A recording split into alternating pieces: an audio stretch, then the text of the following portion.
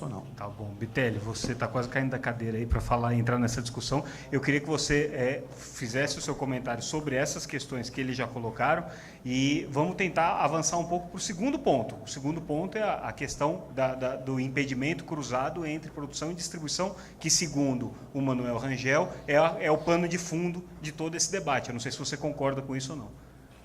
Não concordo. Tá bom. Então, agora você argumente. Pois é, ele já dá o parecer. Eu pergunto boa tarde só. a todos, boa tarde a todo mundo, valeu. Eu queria dizer o seguinte, está gravando isso? Está gravando.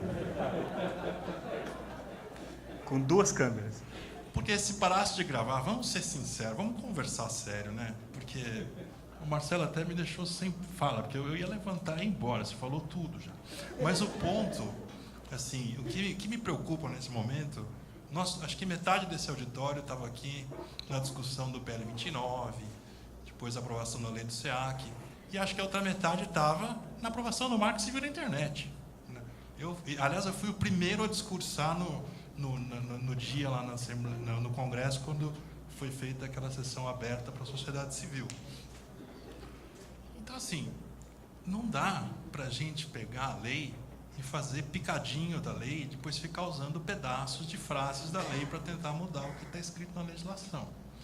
Então, com as mídias disruptivas, algumas pessoas estão ficando preocupadas e estão tentando se socorrer de leis que já estão anacrônicas, pegando pedaços dela para tentar usar a lei como tábua de salvação.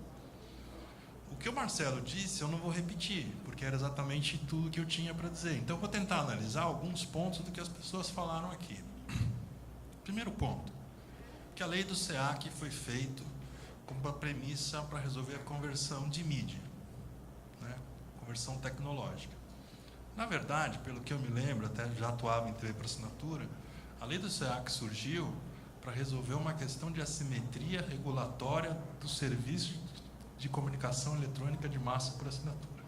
Então, ele não veio para dar conta de convergência tecnológica no celular, na internet, etc. Ele veio resolver o problema das licenças DTH, TVC, etc. e tal. Esse era um ponto. A segunda questão que ela veio resolver era também um impedimento anacrônico de que as operadoras de STFC não podiam operar serviço de televisão por assinatura. Era isso. O projeto Paulo Bornhaus, etc. e tal. Quando começou essa discussão, e aí o respeito o Manuel fez um trabalho brilhante perante a agência, eu acho que talvez o maior presidente que a Ancine já teve, e teve um trabalho relevante na produção da lei. E a visão do Manuel naquele momento era uma visão de mais controle, mais regulação, que é um pouco da discussão que teve nos painéis anteriores, de poder, controle, etc. E a lei, o Manuel sabe, eu sempre fui crítico da lei, ela ficou meio um Frankenstein, ela ficou gigante. Se tem uma coisa que ela não consegue é esclarecer, porque ela é muito confusa, né? A começar pelo fato que o artigo 3º fala que um dos princípios da lei é o princípio da intervenção mínima. Aí quando você lê a lei, chega a ser uma piada, né? E aí depois o ANEEL fez 145 resoluções para regular a lei, que já tem várias emendas, etc. Então, assim, não tem princípio de regulação mínima. O Bechara fez outros regulamentos também, vamos ser honestos aqui. Mas não deu 145. Né? Então, só assim, para não deixar o Manuel sozinho. Estou fazendo piada com você. Não, mas eu digo, a IN100, por exemplo, que é a IN que regula... Eu estou brincando.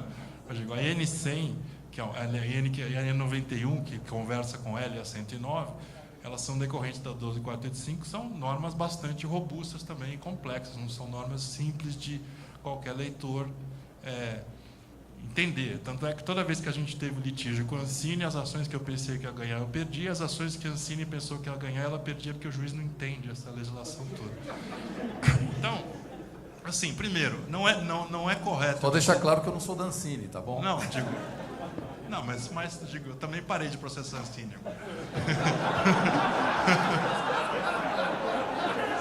Mas Tem amigos lá agora, é isso? Não é que eu tenho amigos, é que eles pararam de fazer norma. Então, o ponto é o seguinte, toda a legislação do SEAC foi construída para dar conta dessa situação.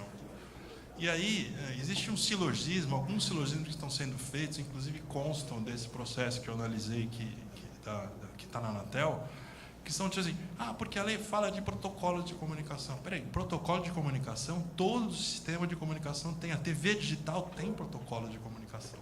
Então, faz-se uma comparação absurda, diz o seguinte, olha, como a lei tem a frase protocolos de comunicação, isso tem a ver com a internet. Na verdade, tem protocolos de comunicação que se aplicam à internet, que são os protocolos de internet, tem protocolo de televisão, inclusive tem protocolos de comunicação do Serviço de Televisão por Assinatura a Cabo, DTH, tudo tem protocolo de comunicação. Então, isso não quer dizer, porque está escrito protocolo de comunicação na definição de distribuição, que isso se aplica à internet. E o que está sendo feito nessa discussão agora é pegar algumas frases e tentar dizer que o SEAC não se aplica. E aí, a interpretação sistemática da lei ela é tão simples, porque quando você vai na definição de comunicação de acesso condicionado, e ela se refere ao assinante, quer dizer, comunicação de acesso condicionado, a distribuição que você faz, parará, ao assinante. Aí você vai na definição de assinante, assinante é a pessoa que assina o serviço de acesso condicionado. Aí você vai na definição do serviço de acesso condicionado, serviço de acesso condicionado é o serviço de telecomunicação, de interesse coletivo, prestado no regime privado. Ou seja, só a comunicação de acesso condicionado só diz respeito à comunicação feita ao assinante do serviço de acesso condicionado, que é um serviço de telecomunicação. Então, dali para frente, essa discussão ela fica um pouco esquisita, porque o que o Marcelo fez, que é, inclusive você fazer um teste de validade, é aquela pergunta, tá bom, ganhou, é SEAC. O que nós faz agora? Porque uma das coisas que está escrito na lei do SEAC é que o provedor do SEAC ele é o responsável, o provedor do serviço da comunicação, para entregar os meios, né, e os equipamentos. E a resolução 581 da Anatel fala exatamente o que são esses meios, que é o RD, que é a caixinha, que é tudo mais. Quem é prestador over the top não tem meio, não tem nada. Então, é uma discussão que ela é até difícil de você fazer, porque você precisa ficar tentando mostrar o óbvio. Ou seja, a lei do SEAC não trata de comunicação de internet, tanto que a comunicação da internet foi tratada no Marco Civil da Internet. Né? Existe lá no Marco Civil da Internet provedor de aplicação, provedor de acesso. Quem é over the top faz provimento de aplicação. E eu fico assustado de ver como esse assunto, como está restrito a essa sala, eu fico imaginando aquele povo da internet se descobrir que nós estamos discutindo aqui que OTT é SEAC. Né? Os caras quase derrubaram o Congresso Nacional quando estava discutindo neutralidade de rede e tudo mais.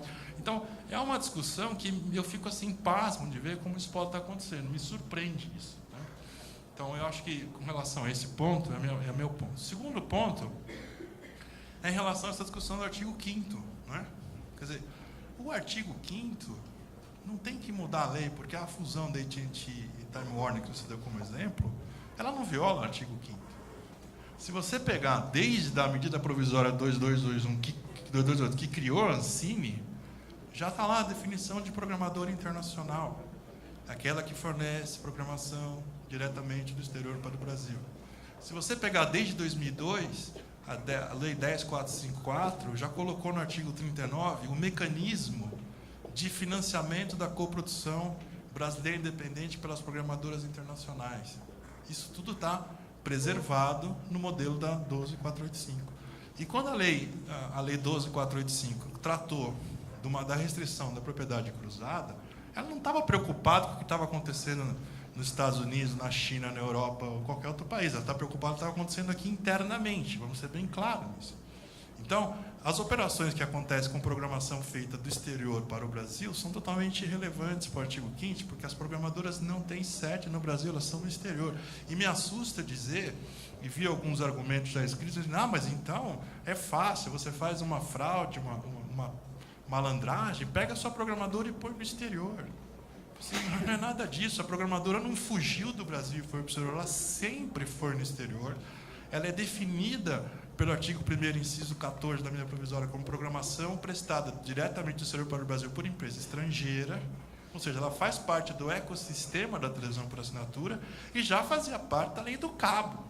né? Porque a TV por assinatura não surgiu com a 12485. Às vezes parece que ela nasceu ali, mas já tinha TV por assinatura antes da 12485. Então, também dizer que, olha, agora precisa mudar a lei, senão a lei pode estar caduca. Eu concordo que com o presidente Nadal nesse sentido, eu acho que tem melhoramentos. Agora, dizer que a lei proíbe esse tipo de operação é incorreto, porque a lei não endereçou a esta relação entre empresas de telecomunicação no Brasil e programadoras com sede no exterior. Isso está tão cristalino na lei e a gente fica olhando depois, tentando desconstruir essa situação com raciocínios indiretos, fica difícil também a gente dizer, não precisa mudar a lei para dar conta dessa questão. Agora vai ficar interessante, porque agora a gente vai ter aqui o